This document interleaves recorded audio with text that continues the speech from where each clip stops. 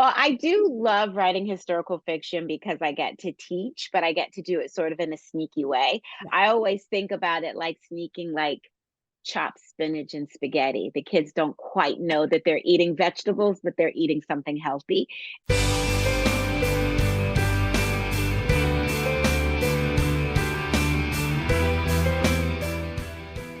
Welcome to our latest Book Reporter Talks. To interview our guest today, Sadeqa Johnson, and we are going to be talking about The House of Eve, which is a New York Times bestseller and a Book Reporter Bets on selection, which is a lot less, but still, like we've been talking about this book.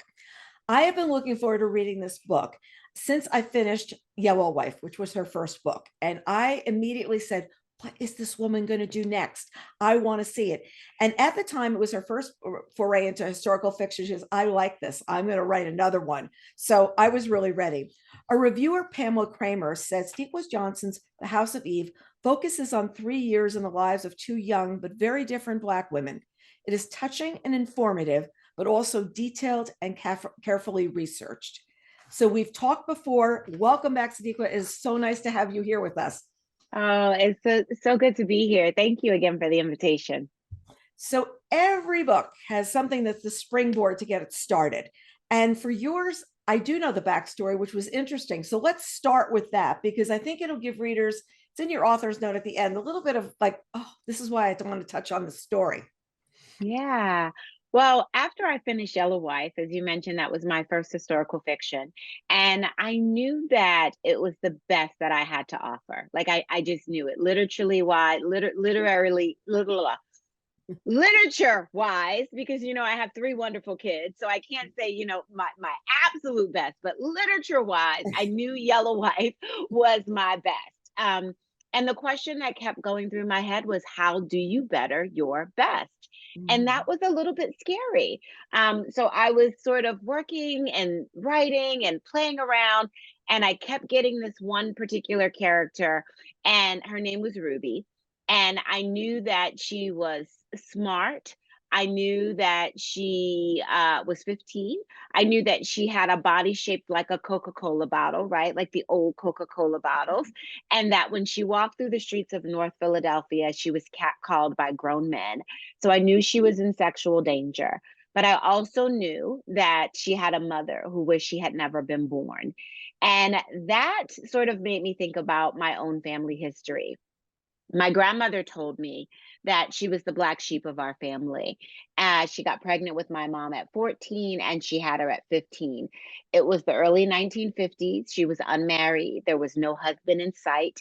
And so they hid the pregnancy from everyone, including the child. And then my mom tells me she didn't know my grandmother was her mother until she was in the third grade, because up until that point, she had lived with her grandmother and it was never openly discussed. And it really got me thinking about shame and secrecy. Women in the 40s and the 50s, what options did they have when they found themselves in trouble, when they found themselves pregnant and unwed? And that was sort of the beginning of writing The House of Eve. Yeah, Ruby was the character that came first. She was cemented in your head. Were there always two central characters? I mean, Ruby was there. Then did you say you're going to do two? Did you think about three, or was it the two solidified? It was always Ruby's story, actually. And to be quite honest, Eleanor came much later. I was sort of working on the outline, and I knew the story I wanted to tell, and I was trying to figure out how to do it. I was sitting in my office one day, and I felt this energy kind of come, and it was rageful, it was defiant, it was desperate. And I kept hearing, I need your help. I need to have a baby. And I thought, okay, where did she come from? And so I knew she had an E name. I wasn't quite sure. Sometimes the characters will come and it'll just be a letter. So I knew she had an E name, and I thought, okay, let me write down everything that she's telling me, because, I believe in that Elizabeth Gilbert's big magic, that when a character finds you, you only have a certain amount of time to say yes, or otherwise they're off to the races and they'll find somebody to write their story. Mhm. So I thought, let me write this down and figure out how to use her later. But it was so aggressive that I thought, whoa, what do I do with this? So it took me a little while to figure out how to bring both of those characters together and tell the story. Yeah, and they're two central characters. They're very different in a lot of ways, and they become the same, and then they become different again. And the way you're weaving their stories together, Ruby has some issues, and when she learns that Inez is her mother, it's something that she didn't realize before, and they like this moment of surprise. And I can't quite imagine what it was like to have like a teenager in the house and say, "Oh, by the way, that's your mother." After all this time, Yeah. what was your mom's reaction to it? Was she stunned or? Yeah, she never really talked about being stunned when she found out. It was more when she didn't know. When she didn't know, she called her mother Miss Yvonne. She didn't know. She thought she was, I don't know who she thought she was if she called her Miss Yvonne. So I think it was a while for them to both get over the shame, because I think after my grandmother had gone to, 8, 9 years without claiming her as her daughter, it probably was some sort of hard time for them to sort of kind of gel as mother and daughter. And I could see this tension play out in their relationship, over time. I could always see they were snappy. I knew that they loved each other, at the heart of it. I knew that it was love, but it was still this forgiveness that needed to happen on both of their part, and this reckoning that this is our history, but this doesn't need to be our future. It was all of that I could feel between them. And you're a young child and you're just viewing this, like you could actually see.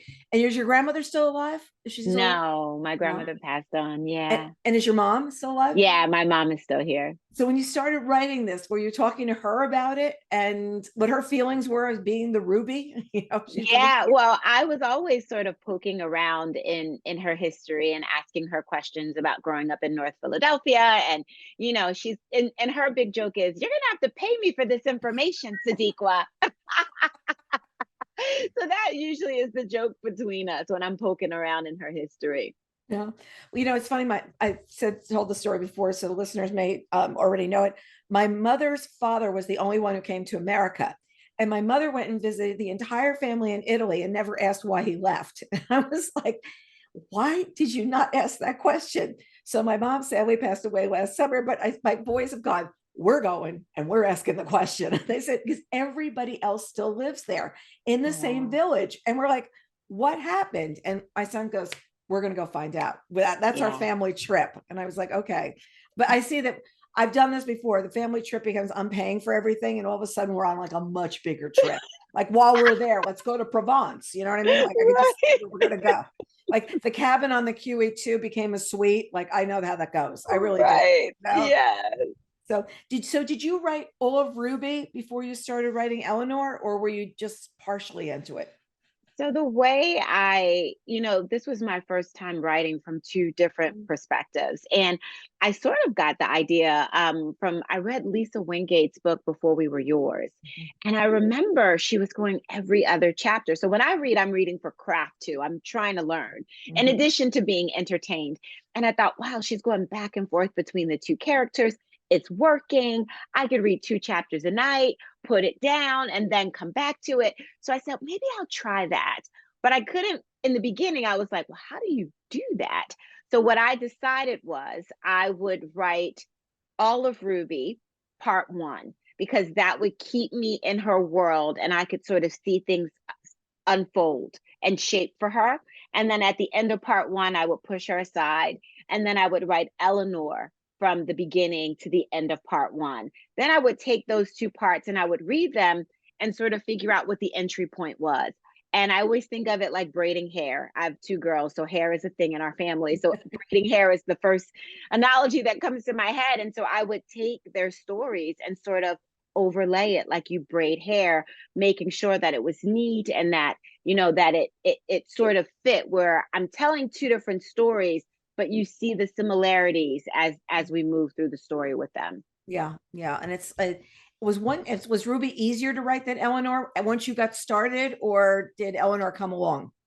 I felt like I was closer to Ruby because I grew up in Philadelphia. She lived in North Philadelphia. She lived in the apartment that my mom told me about. There's something very sweet about writing about where you're from. And I haven't lived in Philadelphia since I was 18 years old, but there's still something very sweet about writing about home. So I Mhm. felt closer to her because of that. I wrote her in first person. I wrote Eleanor in third person, which gave me a little bit of a Mhm. distance. Mhm. But I didn't like one character more than the other. It was just the feeling that I had when we were together. Mhm. And I like the first and the third, so that if you're listening on audio, you knew the difference between them. And it's really hard for readers on audio to know that there's a difference. I mean, I know that they're two narrators, but also to know here's a line break, here's a line break. We're going to somebody else now, and you had two narrators, which we'll speak about later on as well. But it's also them trying to follow the story, because if there are two Ruby chapters or there's two whatever, like, well, wait, where are we now? And it's that Mm. it's tough to not get people lost. It really is. You did a good job, because it's tough. Oh. It's really tough. So at one point, there's a guy, Shimmy, who's interested in Ruby, and she's telling him she wants to become a doctor. She wants to become a Mm. doctor. She wants to become an eye doctor. She wants to be able to help her grandmother, people like her grandmother. And he said he's never heard of a colored doctor. And she says, I'm Negro, not colored. And she points out colored is a painful word used by segregationists trying to keep our race down. So I understand that. I understand there was a period where everybody was spoken about as being a Negro. When did the transition to calling everyone Black happen? When was Ooh. that? Am I right that there's a change now? Yeah, so there's definitely a change. And when I'm writing, I always have to go back. And because you know, Black, African American, colored, Negro.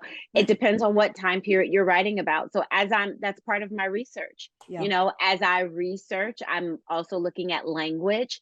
I read books during that period to see what other authors have done. I'll read textbooks to see how are Black people referred to in the stories, during that time period. And Mhm. it changes, every 10, 15, 20 years. Yeah. And I just found it interesting because I wasn't thinking like that. And then I remember when I was growing up, you referred to people differently. And I think it was a really interesting moment. Eleanor, meanwhile, was learning that Black comes in shades, something that she never considered when she was growing up in Ohio. And there's a prejudice against her because she's too dark. And she had thought that when she got to school, race was not going to be an issue, especially going to school there. And you mentioned in your afterword that Toni Morrison learned this when she went to Howard as well. And you layered that in. Yeah. So talk to us about that. Like, it's something where I know it's a big thing at Howard. I know people have Yeah. gone there and they said, I wasn't in this sorority because I was too dark. I was only in Yeah. this one. So, Well, I don't think that it was specifically only for Howard University. I think it was probably the time period, HBCUs, historical Black colleges and universities, just in general. But I really love that when I was researching Eleanor's character, I watched Toni Morrison's documentary, The Pieces I Am.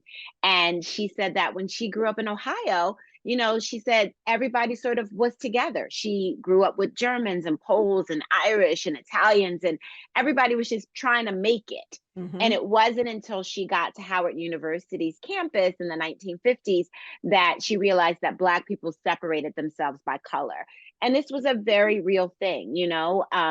Colorism is leftover baggage from slavery, right? So if you think Mhm. about Yellow Wife, and you saw that Phoebe was very light skinned, she was the master's daughter, she worked at the house, and then we have the darker skinned people working in the fields. And so this is a continuation through the history. And so now we're in the 50s and it's colorism. And so it's, is your skin lighter than a paper bag? Is your hair straighter than a ruler? And some sororities and fraternities would do the paper bag test to see if you could be a part of it. And as we see, Eleanor had her challenges in that direction. Yeah, yeah. I remember one friend that she was getting married, and I remember this is when I was working, and they said she's allowed to marry him even though he's darker because he has a really good job, and it was Mm. okay. And it wasn't like he had to find his way; he was already there. And I found that was I had never ever considered this or given it a thought. And she's no, no, no, it's a very big thing. So I was like, Hmm. wow.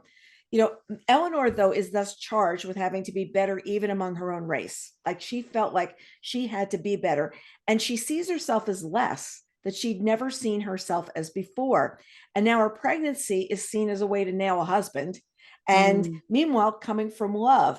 And through her, like, I think there's a better path than for Ruby, but was her path your plan? Like, what she was doing, she came from Ohio, she comes there, and then all of a sudden she finds that her world is not what she thought it was, just the same as your mom, coming from like, wherever, everybody was the same.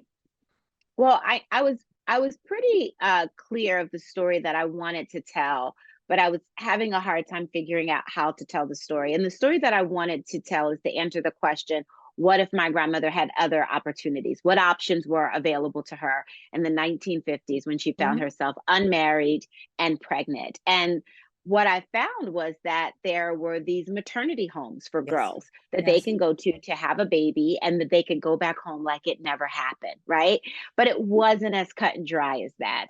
And so in my research, I found between 1943 and 1975, 1.5 million babies were given up for adoption in these homes.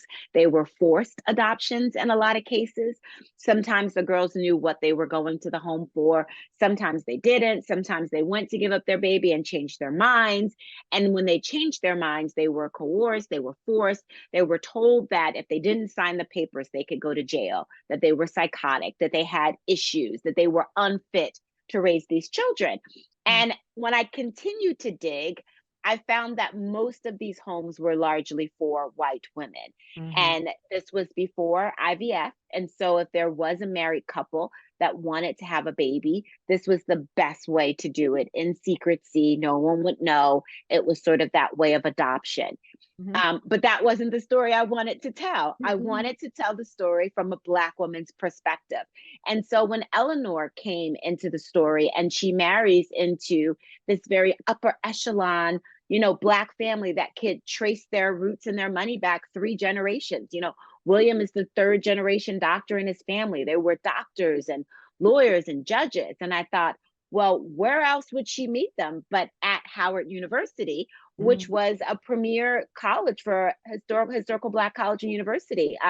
Howard has graduated more African American doctors than any other university in the whole entire country. So Wow. I knew if she was going to meet someone who was connected, it needed to be there. Right. So that part of the story was okay, let's get her path going in the right direction. And yet, okay, so education for her, she knows is her way to better herself. Ruby knows that's a ticket out of her life as well. And she works hard to get that prize, but she continually gets obstacles thrown in her way. Like she doesn't have a dinner. She doesn't have this. She can't get to school on time. She can't get to the extra classes on time. But the big one is her pregnancy. From the start, did you know what each woman's challenge was going to be?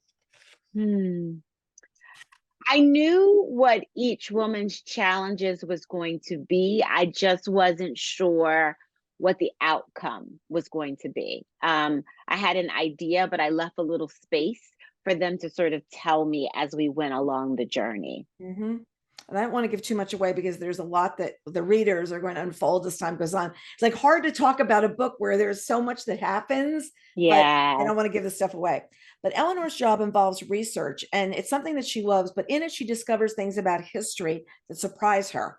So, was having the job a good way for you to present facts that you didn't have to say fact, fact, fact? Instead, Eleanor is saying, this is what I learned. This is what I learned.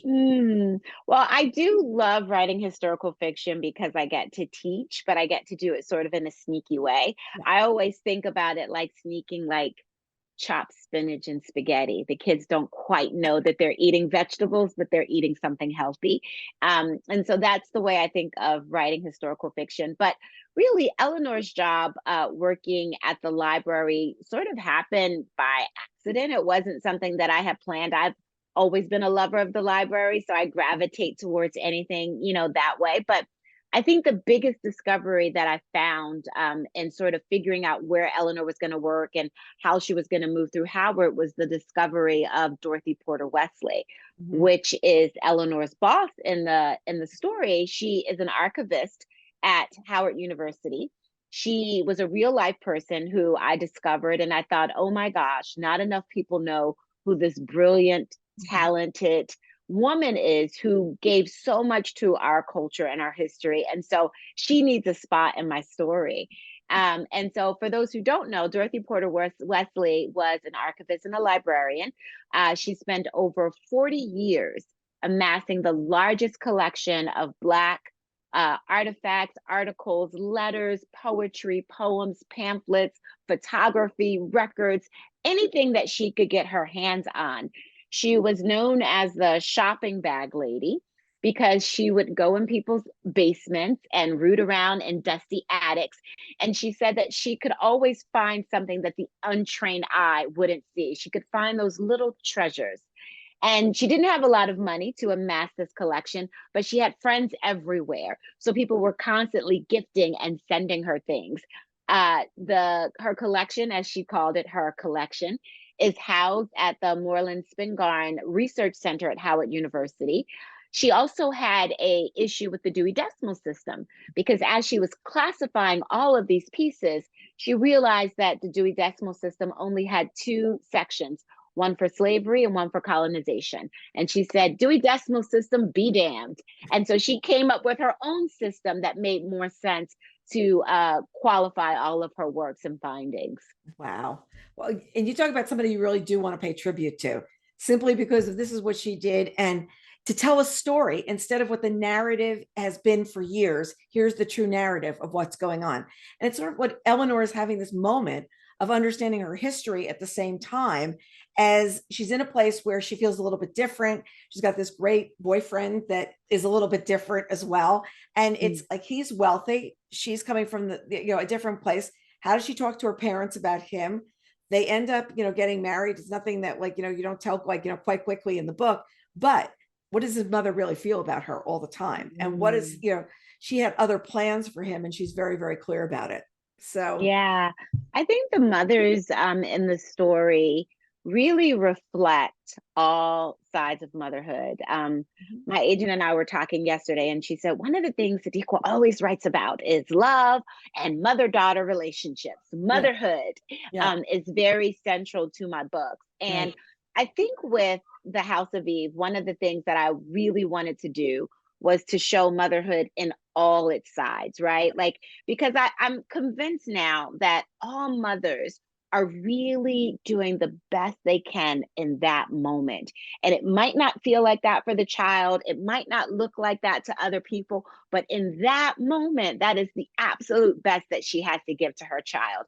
And I wanted to show that in all the different layers, right? And so with William and his mother, you see her as this, villainous character, but in her mind, really, she's thinking she's protecting her son and building legacy and keeping wealth and all of those things that she deems important. And she wants it to be the exact right woman coming into his life that can help him further himself and whatever. And is this woman going to be able to do it? Let me have a conversation with you and explain who we are and what we do. And it's the mother-in-law that you are afraid of. Luckily, I didn't have one of those. You know what I mean? Me either, actually. I had a wonderful mother-in-law. I was very, very blessed. So you give readers a hard look at what was like before women had options. And it's something that we've been talking about a lot these last couple of months is what happens when the options go away of being able to do the homes for unwed mothers, the mothers sent to live, people sent out of town with family, backroom abortions. They were all the standard fare. That's everything that always happened. And your timing for this focus couldn't have been better timed to be sitting and taking us back to the way things were. Were you able to speak to a lot of people about what it was like in those times, like what it was like to be someone who had given up a child, or why the decision was made that your mother did and how they hid it? I mean, hiding things was really crazy too. Yeah. Well, on the timeliness of the novel, it's amazing to me how I never set out to write a novel that's timely, but the world just folds itself around whatever I'm writing, because when Roe v. Wade was overturned, I think I was on the 5th draft of the book. And so I just thought, like, oh my goodness, look, I'm right here. When I was researching the book, I came across a book called it was by Ann Fessler, called The Girls Who Went Away. And in it, she details the story of 100 women who went into these maternity homes and what their stories were. So I read that. And then I reached out to her and we talked a little bit about her research. And so she was very, very helpful and informative to help me figure out, what their lives were like. But I didn't speak to anyone specific. It was more so just that sort of research. Yeah, just and I think a book like that is going to just give you so much of an eye opener of what was it like to, go someplace else when you had your whole life here and then to give up a child and Yeah. wonder. And now there's so many ways that people can find their parents. They can go back and say, who was my mother? And reintroduce this, like, is it a good thing for these women or not a good thing for these women? Yeah. They want to be found or not want to be found. It's such an interesting thing because today this is what we'd be able to do. Like we'd be able to find Mhm. anybody. Back then, you may never have been able to find your child, you know? Yeah. So Eleanor is the one who names in her head the house of Eve, referencing to the biblical Eve. Was that the moment you knew the title? No, no, it was not. My original title was Where the Bad Girls Go, Ooh. because that was when I was looking into these homes that the girls were always like, this is where the bad girls went, fallen women, wayward girls. But I had written that in that Eleanor had thought of these girls as Eve's first woman. Mhm. And then as I was working with my publisher and we were trying to find different titles, we're throwing 75, 80, 90 titles to see what's going to stick a bit against the wall. And that was one that they sort of brought back to me. And I thought, wow, that's perfect. And then I just sort of went back in and tweaked it a little bit. So it felt like the title had always been the title. Well, I was fooled. I thought that was the title all along. And it was just really good because she thinks of it as the house of Eve. This is the house where the Yeah. mothers come from. It was really, it completely works. Use an epigraph at the start of part 4, and there are definite parts in the book. There are no good girls gone wrong, just bad girls found out. And that's Mae West. And I just Mm. love that you threw that quote there. Let's talk about that. Do you like save quotes and say, I might use this someday? Or do you sit there and say, I got to find a quote for this section? Yeah, it's more I have to find a quote for the section because for me, the quotes sort of give me direction on where I'm going. So Mhm. it's really hard for me to start a novel without knowing what my opening quote is. They're in all 5 of my novels. There's always a quote to start the book. There's always one to start each part of the book because it sort of gives me the framework of where I'm going. It makes me feel like, okay, now it's time to write. Okay, now I can breathe. And the same thing with chapter titles. You always have those in advance too? Same. Yes. I don't have the chapter titles in advance. The chapter titles sort of are born out of the chapter.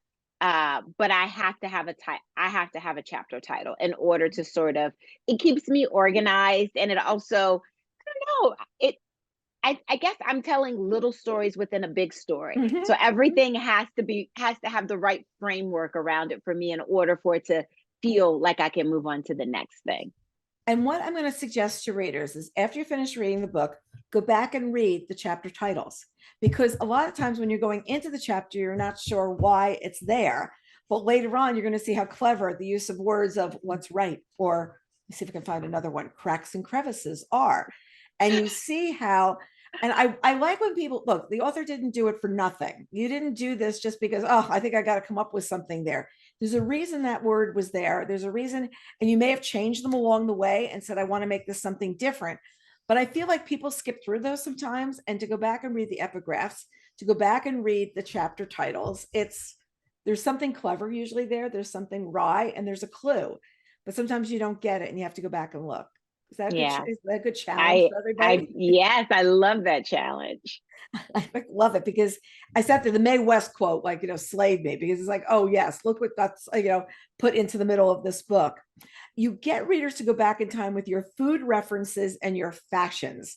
And I know you Mm, love fashion. So, what was it like going back? I mean, the woman on the cover of the book is just so like iconic. That mm. dress is just iconic. The shirtwaist dress is iconic of the time. So, how much fun was it to do the food as well as the dress? The food and the fashion, food and fashion, Food and are food and fashion are things that I really enjoy writing about because and music too. So food, fashion, and music, what it does is it transports the reader into that time period. I'm asking you to come along on a journey with me. And so I have to give you little clues and little things to sort of pull you into that setting. The fashion is always good because I will just Google, what did women wear in the 1950s? Mhm. And there's this wonderful website called Vintage Dancer that I love to use because it'll tell you the gloves and the nylons and the shoes and the hats and sort of every pictures and descriptions. And so I use that a lot for my fashion.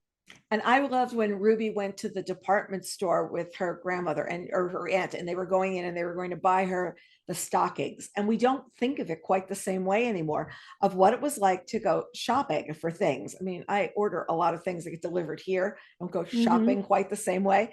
And it was, that thing of going into the store and touching the nylons and figuring out what's going on. And remember, like all the different colors that used to be on, like some panel that you looked at, Yes. whatever. And she gets this great joy in doing this, and then the joy is taken away. And I'm not going to talk about how, but it's joy came and joy went like so quickly. And it Yeah. was, and that became garbage. And the way that scene unfolds, it becomes the treat became garbage because of Yeah. something that happened. I, And well, I hope that people will read that scene and realize how powerful your words are. Our mhm, words are very, very powerful. And you never know when you're going to say something that is going to completely wreck and change someone's direction. mhm. Change someone's direction, make them feel less than, make them feel not equal to. There's so many different ways that you realize that somebody could just say something, a look being dismissed. I mean, there were times with Eleanor, it wasn't even what people were saying, it's the way they were looking at her in the room. And Mm, there's this other woman that, she knows was set up to be with her husband. And that woman is cruel to her as time goes on. So it's not even just people outside. And I think you were very good at showing that it's not just people outside your race, it's people inside can be just as cruel. And this woman yeah. is, you know? Yeah. I think what happens between the two narratives is that we see Ruby really dealing with the outside world and the ugly heads of racism. And then we see Eleanor dealing with the inside world and the ugly heads of colorism. And they're happening side by side as they move through the story. Yeah. And it's, you have something, I have something. You think I've gotten better? It's not. You think that just because I've got an education, now I'm okay. I'm not really, because I'm not this. And it's a lot about like, what's not. There's a subtle reference to Yellow Wife. I picked up on it, or a reviewer picked up on it. And was that always planned, or is that a little Easter egg you dropped in later? Hmm. That was something I sort of decided early on. Okay. I know that readers often want to know, what's going on with their friends from a previous book. And so if Uh-huh. I can deliver, I usually try to do that. Yeah, well, it was really fun because I like, wait a second, I know what's going on here. That's fun. This is Mhm. your second work of historical fiction. Was this one more or less challenging than writing Yellow Wife? This one was less challenging Okay. because Yellow took place over 100 years before I was born, right? And so it was like everything was textbooks and research. Whereas with the House of Eve, I could talk to people in my family and get a sense for what life was like back then. It was easier to talk to people who actually experienced some of these moments versus in Yellow Wife, it really was my imagination, my research, characters coming through me, ancestors speaking to me, hoping I'm getting what they're saying right. So it was a little bit easier for me to write The House of Eve. Yeah. And it's like there are a lot more people you'd be able to talk to. So do you write on a schedule? Do you say I'm going to do morning? I can't remember from our last conversation. Are you a schedule girl? I'm guessing you are. I do prefer to write. I do prefer to write in the mornings. I have a middle schooler, so she's my time clock. So I know I need to get up at 6:30, get her to the bus. I can write all that time, and then I need to pick her up at between 3 and 4, whatever that is. And so that's sort of my time to get everything done. So usually writing is first, and then the business. The business of being an author is a whole nother 2 or 3 hours of my day as well. So I have to figure out how to fit that all in. And some days I'm more Sadiq the author. Some days I'm more Sadiq the writer. Right now I'm more Sadiq the author. Okay. But I am thinking of my new story, and so I'm getting myself together. Like it's coming. We're about to sit down. We're going to start working on this. So every day I'm like, we're getting a little closer. So it's time for us to start figuring this thing out. Well, it's you can't do it when you're on tour. I mean, you absolutely can't because you're either trying to make the plane, the hotel, sit down, figure out where you're going to eat. Something's delayed, and then go to an event and talk about the book that you're doing now. How can you be hatching something else? But I have had friends that said the book was written so long ago that they have to reread it because the readers, especially when they start talking, if you're 3 or 4 books in about the first book, and you're like, which character was that? Oh, tell me about the character because I don't remember them either. So yeah, Yeah, it's like really, really, when I can relate. you can relate. Yeah, because right now, if Yeah, you're sitting there going, let's do something, it's like, I don't know if I could really sit down and do, you can't start doing the research. You can't start doing XYZ. And I think it's the reason it's so hard to do a book a year. People are doing a book a yeah, year. You're on a whole different schedule of really having no free time. And that business of being an author, I think readers think that I sit and read all day long and then bang out a newsletter on Friday. And just the social media part of oh posting things and yeah. responding and what do I put Coming up up today? with the content. That's the part that gets me like, okay, what do I post today? I know. Coming up with the content is a whole nother beast. Whole other thing. And then I said, I really need like a content calendar to remind me. And then I need a buzzer to go off to remind me to do it. And people are saying, like, oh, you can get some, like, everybody tells me that there's some teenager that wants to do this. And I'm like, where I are have they? not, I have not, and I have two that live in my house. So I guarantee you they are not easy to find. No, I said, they're not like flying over here going, pick me, I'll do this for you. And then it's Yeah. got to be in the right voice. It's like I'm a big on voice tone and attitude, as I'm sure you are Yeah. as well. It's got to have the right thing. It's got to sound like me that's coming out there. So it's going to be me. It's gonna be me. I've come to that conclusion as well, Carol. It's just gonna be me. It's just going to be me. And I'll just do my best. That's all I can do. And you're just hoping that one of them will go away. And someday I will learn how to do stories and reels. But right now I'm just posting and we got to be happy with that. But Well, there, I just learned how to do reels probably like 3 months ago. So I could help you a little yeah, you can bit. sit there and do that. I mean, it's like really, it's like somebody said, Carol, it's not that hard. And I turn and I Yeah. go, yeah, but it's another thing that, Is another thing. it's another thing. The other day I was sitting and we had something really good for dinner. I went to take a picture. Tom goes, that's not photogenic. My husband's going, that's not photogenic. I was like, but it was good. He goes, no, it Mm. needs a green. Don't take that picture. I was like, look at Yeah. this. Look Yeah. where we are. Look where we are. Speaking of the cover, let's talk about the cover. Okay. Was this the first cover you saw? Or did you guys play around? Absolutely not. But let me tell you, the first cover that comes down always makes it almost gives me a heart attack every time because I'm like, oh my gosh, they have no idea what's in my head. This is not what I was talking about. This is not gonna go well. It takes a while of back and forth conversations until we get to it. So I think it's at least 3 or 4 rounds before we get to that one. But I am very, very pleased with it. This is beautiful. I mean, it's stunning. It sticks out. It says something. It's got all the right things going for it. It really does. The audio is narrated by Ariel Blake and Nicole Lewis. Did you go into this knowing you wanted to have two narrators, or did they present that to you as a idea? They presented it to me as an idea, which I was very thrilled because it didn't even cross my mind that we should have two narrators. So when they presented it, I thought, ooh, that's a good idea. Yes. Yeah, and I think it keeps the reader focused as well. Because as I said, a number of book club readers have said they listen on audio and it's a completely different experience. There's one where the Mm. book will remain nameless, but we sat in book club and one person says, I don't like this book at all. And other people Mm. did. And you realize that she had listened to a narration that she just didn't enjoy. And it can Mm. dilute. And it used to be, I would say that audio used to be like your rights to Finland, like it didn't really matter. And then audio became such a big deal that you wanted to make sure the performance was really good. So that, and it Hmm. was also embodying what you wanted to be able to share with your readers as well, because your Yeah. readers are now Yeah. listeners, you know? So you've been on this extended tour. You were kind of like up and down the East Coast, I believe. How All was West Coast, Midwest, everywhere. everywhere? And okay, this is the first time you've been out because the last book, it was COVID days. You didn't tour, correct? Yeah. Had you Yeah. toured with your previous books? Yes, I toured a little bit with the other, my second and my third novel, like smaller tours, like 4 or 5 city tours. So this was a 6 week tour, which was the largest that I've done. Yeah. Right. because Yellow Wife was all virtual. So Yellow Wife, if you want to call it a tour, that went on forever and ever and ever because everything was virtual. But this was 6 weeks of me moving about the country, Right. meeting people, which was wonderful. It's so lovely to get out and meet your readers and talk to them and take pictures and, hear what they have to say. Like, it was a fantastic tour. And did you have good crowds? Like, was it good to get out and actually meet the people and hear? Like, they came up afterwards and they're talking to you about your last book, and then had some of them read House of Eve already, or were they all new? Yeah, it's funny.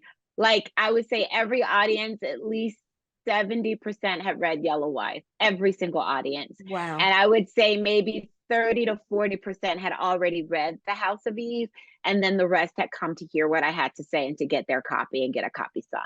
Wow. So when you were sitting there having these conversations, you've got people that are giving you real feedback on the book while you're trying to not give anything away to the rest of the audience. So Yes, always. But I feel like I've done a really good job of having my talking points sort of skirt around the spoilers, but give just enough to get you interested, but not give anything away. yeah, yeah.